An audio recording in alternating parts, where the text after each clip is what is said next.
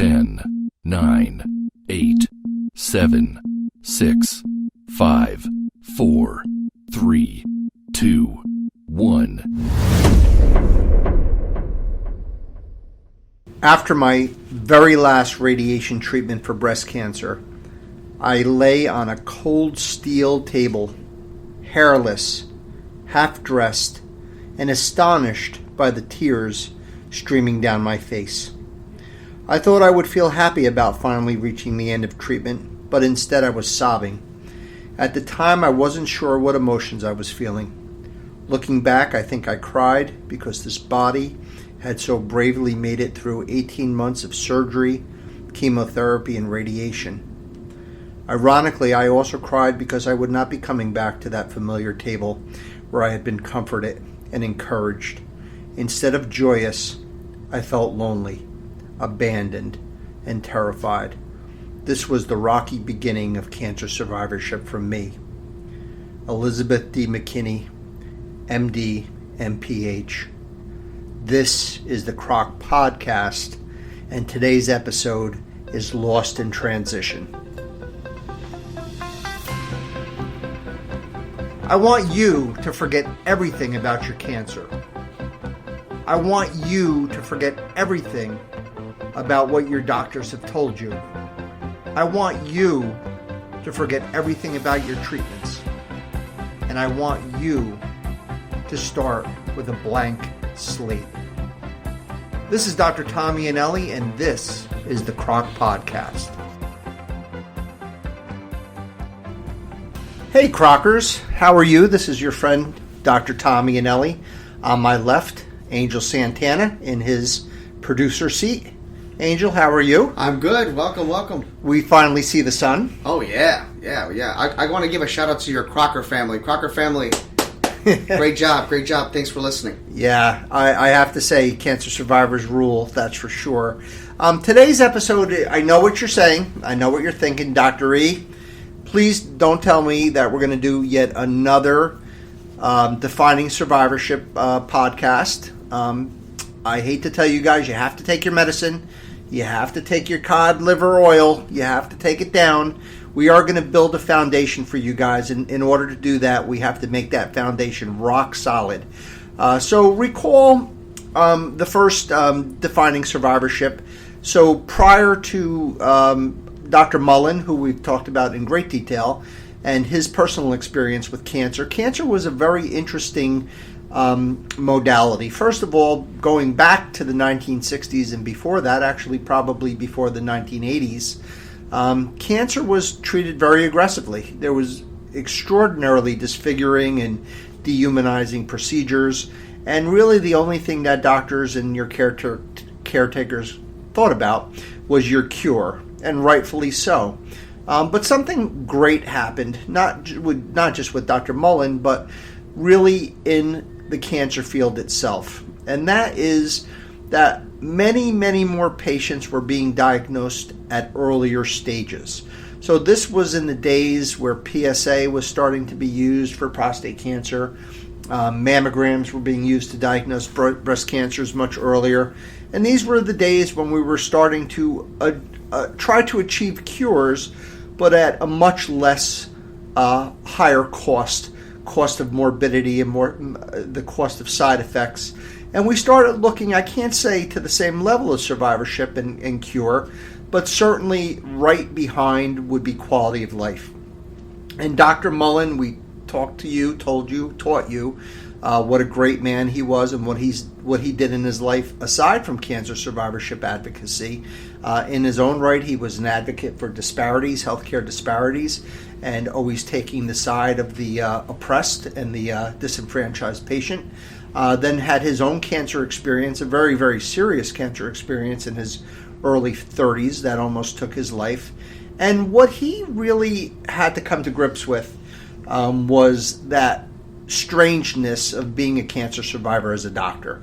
And what he noticed was that the definition of cancer in those days wasn't just diagnosis, you're a survivor.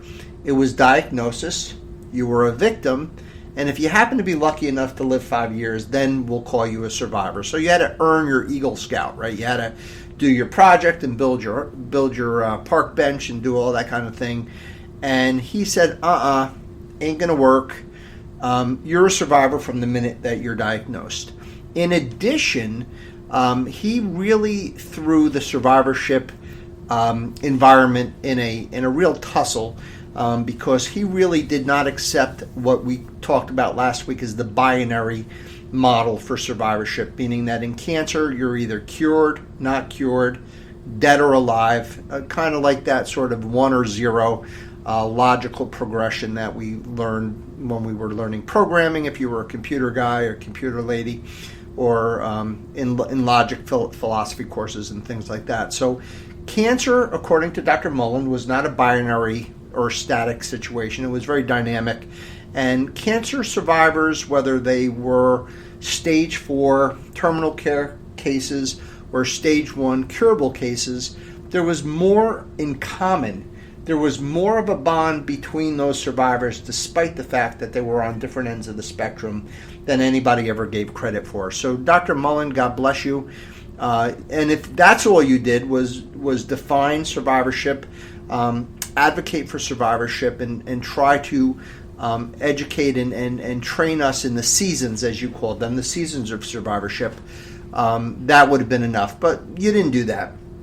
So we're going to now, in this Defining Survivorship 3 podcast, we're going to go now one step beyond 1 year after the publication of Dr. Mullen's paper from the New England Journal of Medicine, 1985. Hopefully get that link for you guys. We're going to be talking today about what Dr. Mullen did with this insight, what he did. And I always say to people, and even in my own head, I say to myself, great events happen in very commonplace environments, right?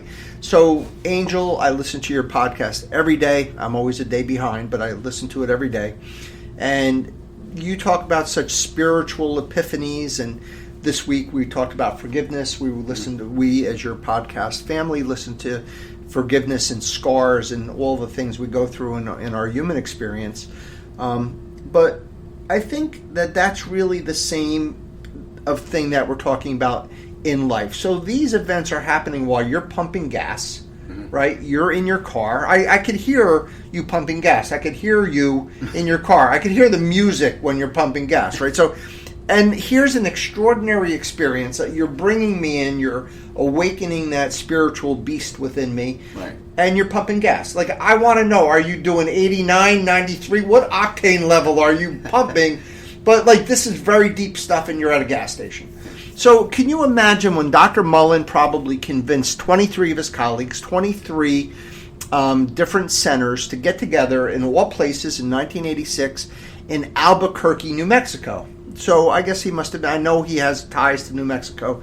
He did a lot of his public health stuff there. So for whatever the reason, I can only imagine the conference room. So there's 23 representatives, probably from some great cancer centers across the United States. And he pulls his colleagues together and he says, we're going to do things better. We have to change the way survivorship is looked at. And that coalition was called the National Coalition Cancer Survivorship Group. So again, 1986, they met in some silly conference room somewhere in Albuquerque, New Mexico. I could just see it. Probably, terrible coffee, stale rolls, right, in Danish, and they're all wearing their, tweed jackets and their little dresses and sitting down talking about how they can make changes for survivorship. But that's just the commonplace location that this event occurred, just in a silly conference room somewhere in Albuquerque in 1986. And today we're going to be talking about that coalition and what happened over the next 2 decades. So now we're going to be fast forwarding a little bit. So we already know about the acute, the extended, and the permanent seasons of survivorship. We heard from Dr. McKinley, which was a beautiful, written, personal experience. We would call it blogging right nowadays, but it's actually in a beautiful article where she's quoted about her experience with breast cancer and how she felt. And this is exactly what we're talking about when we talk about lost in transition. So when I read from McKinley, about her experience of being on the table. She was not crying because she was done with her treatments, and she wanted to run out of there and never come back. She was crying because she was done with her treatments. She was crying because she was going from acute treatment, acute survivorship, into a transitional survivorship, a very, very murky place that had never been defined really prior to this coalition. So a patient would feel very protected and comforted being in the arms of their caretakers on a daily basis, weekly basis, getting their chemo, getting blood work, getting their radiation, getting set for surgery, and then all of a sudden they have you ring a bell, or they give you a cupcake, or they pat you on the butt and they say, "You're out of here, Liz, you're done, we'll see you in a month." I can't even imagine, especially back in the day when there was really nothing for survivors in place as far as how to manage that. And now we're not just talking about managing, the psychological and the emotional aspects of cancer. We're talking about everything. We're talking about even the fatigue and the acute reactions of treatment. I know in our radiation clinic there's the skin reactions and the surgical reactions and things. But more importantly, those both together. So both the emotional, spiritual, as well as the physical. So that's why we started this podcast with an excerpt from her personal experience, because it really defines so nicely what that transitional phase. And although Mullen never used the word or term transitional phase in his 3 seasons, I think now as oncologists we do see that transition. And we're going to talk a little bit about that coalition. And more importantly, we're going to talk about what those 23 representatives must have spoken about after they ate their stale Danish and they drank their stale coffee. They must have been talking about the things that we had previously been talking about.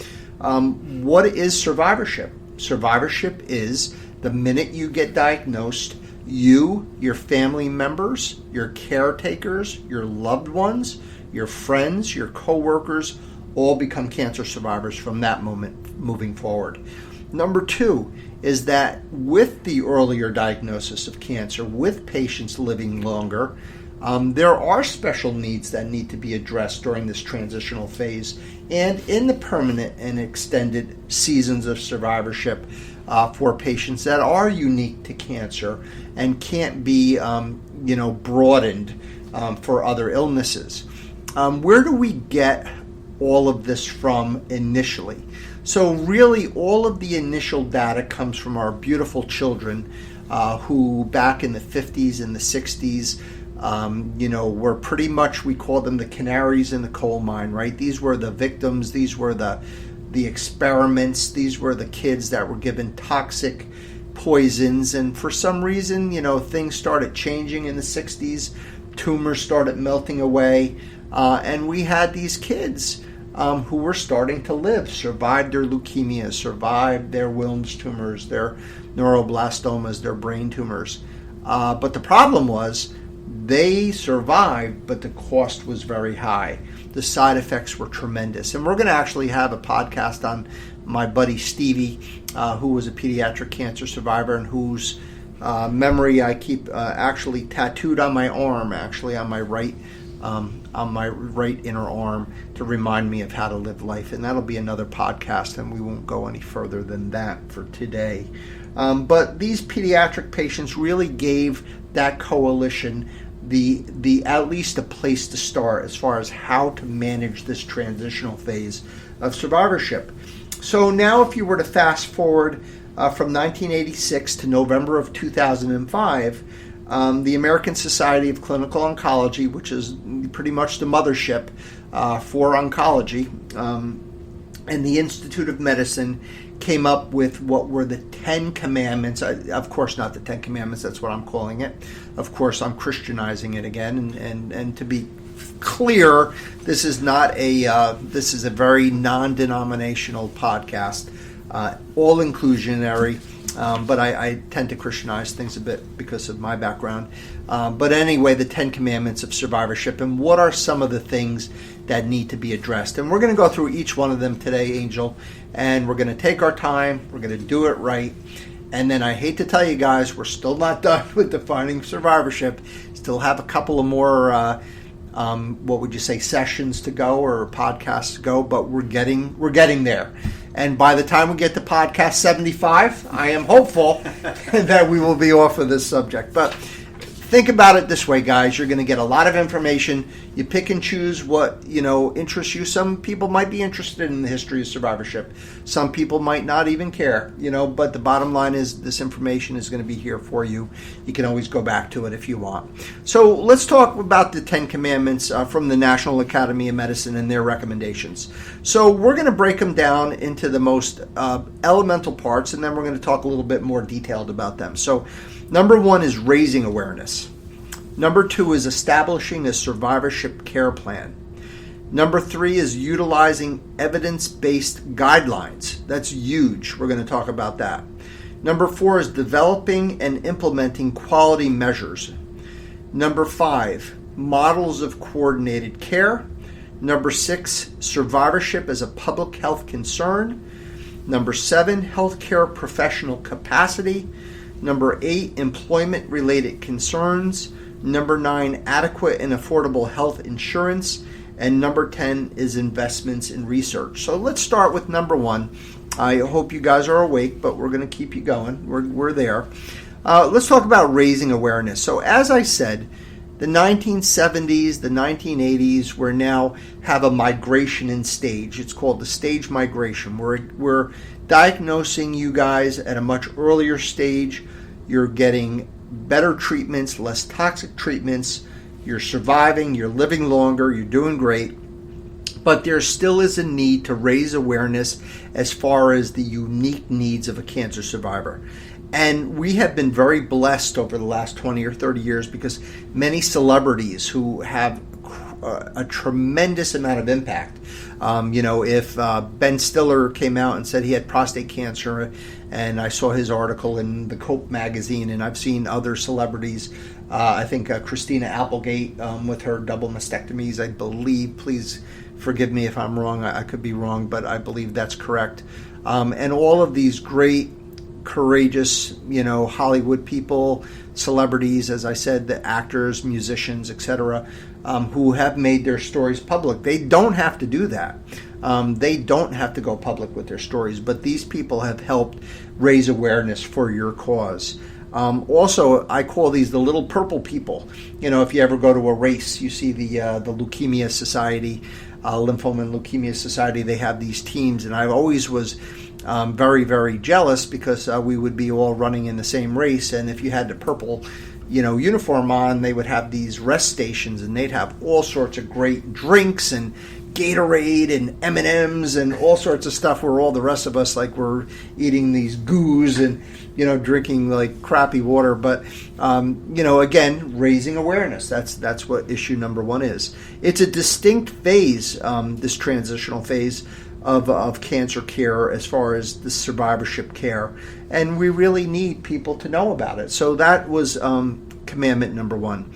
Number 2 is, believe it or not, this is something that sounds so simple, but it has been so difficult, is called actually providing and creating for each patient that finishes their active treatment a survivorship care plan. In one of our podcasts in Defining Survivorship, I will be sharing with you guys a personal thyroid cancer survivorship algorithm that I do for my patients, and we'll go through it and see what you're entitled to. And I have to say, I wish every single cancer survivor would get one of these, but they don't. Patients completing primary treatment should be provided with a comprehensive care summary. So these are things that really we are obligated as your caretakers to define to you the possible long-term side effects of the things that we're doing. Why is this transitional phase so important? Why is cancer survivorship so unique? Is because of these potential long-term side effects. So it's not like you burst your appendix, you get some right, abdominal quadrant pain, you get a fever, you run to the hospital, you're taken to the hospital, Docs say, yep, your appendix just burst. We're going to bring you to the operating room. We're going to cut you open. We're going to clean that thing out. We're going to sew you back up. And if you make it 3 days, give you some antibiotics, then you're cured. You guys don't have that luxury. This is it's a day-to-day thing. It's a year-to-year thing. Some of these side effects can happen, just unexpectedly at any point, and you need to know about these, and that's what the survivorship plan is. I used a few examples. So for breast cancer, what are some of the unique things for you ladies with breast cancer? I mean, body image, obviously, we all think about. As a man, I have no place talking about that because, breasts on me would be a bad thing. But, self-image, body image for a woman is a completely different thing. How about if you girls, you women, right? Girls, that's silly, right? You women get chemotherapy. You can have neuropathy, so you could feel tingling or numbness of your fingers and your feet. And that doesn't sound so bad, right? But can you imagine? Like just waking up from a dream when your hands are numb, it's like you think you're having a stroke, right? Yeah. Can you imagine that? Also, fertility. What if you're a young woman, you're 30 years old, you want to have kids, and all of a sudden you've been given all sorts of chemotherapy? What do you do? How do you manage that? Okay, now I could get to the guys. I have a little more in common with that, right? Prostate cancer. How about urinary, like being able to hold your pee? Like when you got to go, guys, you got to go after you've been radiated or have had surgery for prostate cancer. How about your sexual functioning, your intimate life? How about your bowel functioning? What if you go to the bathroom and you stand up and you see a bath, a toilet full of bright red blood? Not a pretty sight, right? So these are all things that you guys have to know about. Proctitis and bowel issues. How about rectal cancer? What if you guys have a colostomy? How's that for a life-changing situation where you guys have to make sure you have the right bags? And I have never met a colostomy patient who hasn't had an accident somewhere in public. Can you imagine the shame involved in that? Just terrible. These are all things that need to be talked about. How about my lung cancer patients? So we target your tumors, we shrink your tumors. Most of the time, hopefully, we eradicate those tumors. But, what about breathing? What about walking up a set of stairs after you're done? What about just trying to live a normal life? We have to talk about these things. Our brain cancer patients, your neurological functioning, whether you're having any memory issues or things like that. And metastatic disease or palliative care is a whole different topic for patients from bone metastasis to all sorts of different other issues that they're dealing with. So you can imagine the importance of this cancer care plan, this survivorship plan, which brings us into part number 3. And I said this was huge. Evidence-based guidelines. So when I first started practicing, Angel, I was trained well by very smart and diligent and well-known people, and they taught me well, how to treat cancer patients. And in the beginning, we would treat patients the way we were taught. We can't do that anymore. You can't just treat someone because you were taught that way. You have to present to your patients all of the evidence-based medicine, not just what you were trained, how you were trained, what you know how to do, but what is the scientifically proven best method to treat you for your cancer. And that is, as I said, very huge, and it is getting better. Thanks to the American Cancer Society, American Society of Clinical Oncology, we are able to do that much, much more effectively. And also communicate your options as well. Quality measures. So, we all heard about Moneyball. So even now, you guys know by now I'm a sports fan. So when we're evaluating talent, we're evaluating players, we're looking at their metrics, how fast they run, how high they jump, how hard they hit a ball, even the trajectory of the balls that they're hitting off of their bat, the angles that these balls are being hit. The metrics are so ridiculous. Bat speed, all these types of things. Well, we need to develop and implement quality measures so we know how we're doing. So if a guy who's playing for the New York Metropolitans by the name of Pete Alonso is, hitting home run after home run after home run, and I ask, well, how many home runs did he hit? They say, a lot. I don't want to hear a lot. I want to hear, he's at 45, he's at 53. I want to hear the number. I want to see his metrics. How is the polar bear, he may be hitting home runs, but does he have a good batting average? Does he strike out 4 times and hit a home run then after that? We don't want that. So we want to also be held accountable to these same metrics, these indicators of how we're doing with you guys as survivors.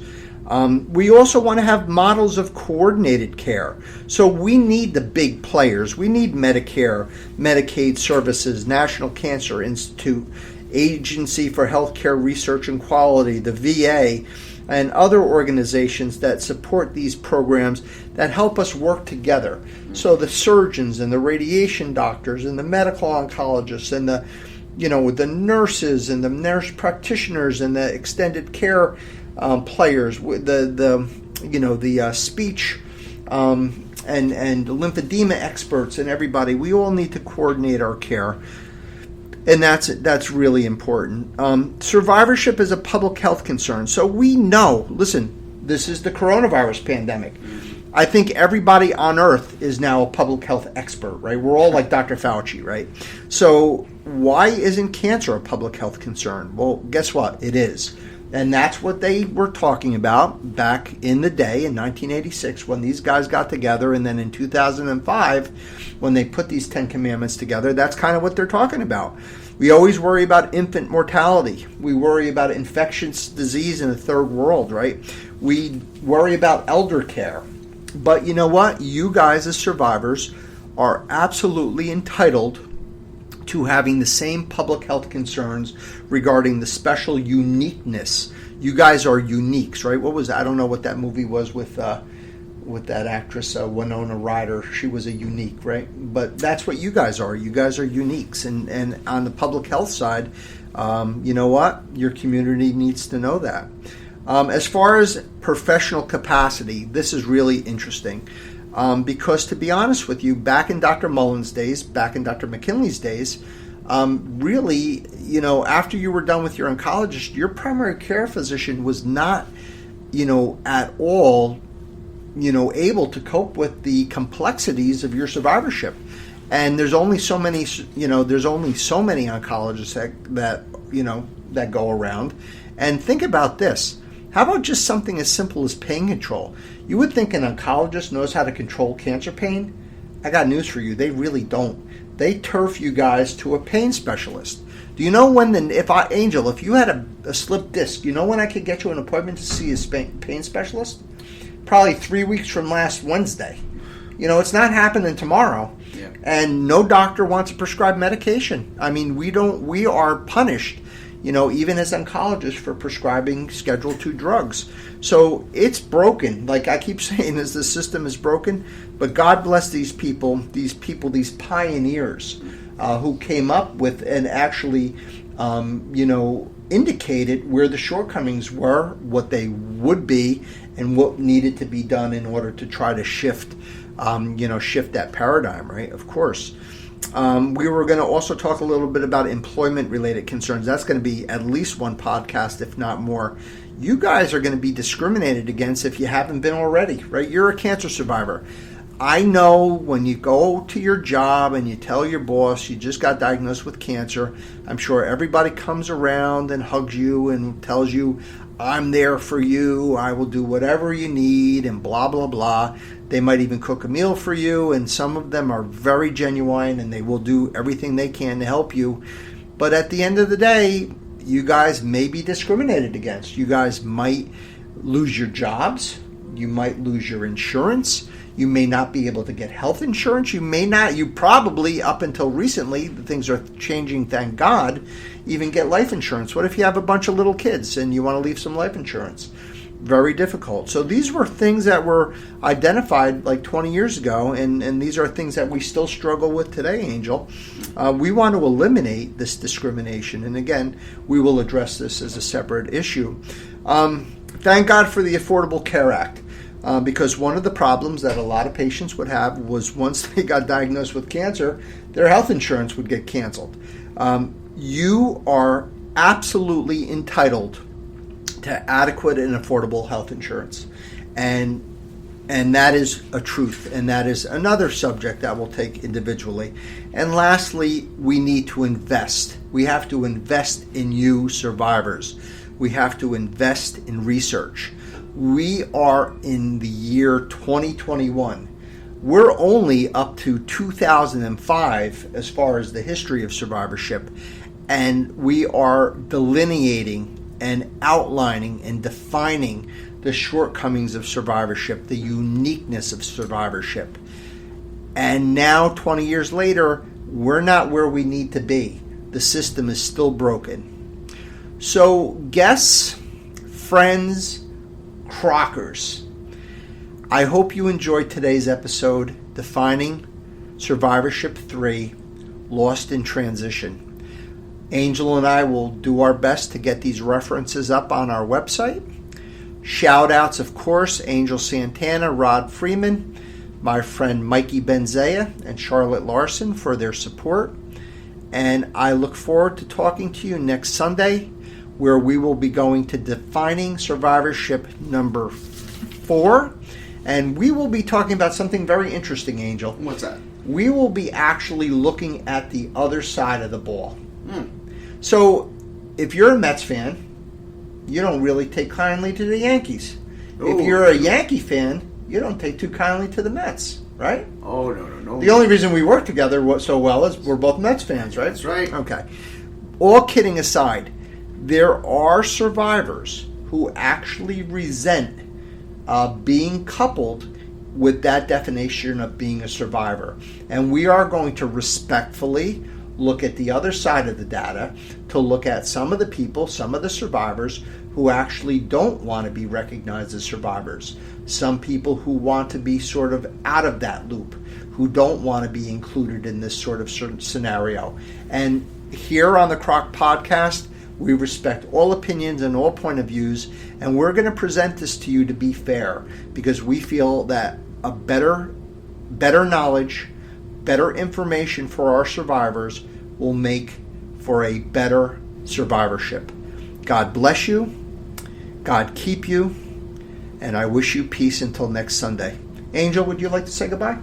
Listen, I'm over here stunned just by everything that we just talked about. And I think that people that are listening to the show that may never even have encountered somebody that has cancer can get even more knowledge, more of opportunity to know, wow, this is what happens. So for me as a co-worker, that person that could come to me, or God forbid it's me going to, now I understand just exactly how to, interact with that person. They're just like us. Maybe they're going through a storm. Maybe they're going through something very difficult. But at the end of the day, we're all on the same team. We're all human, and we should never disconnect.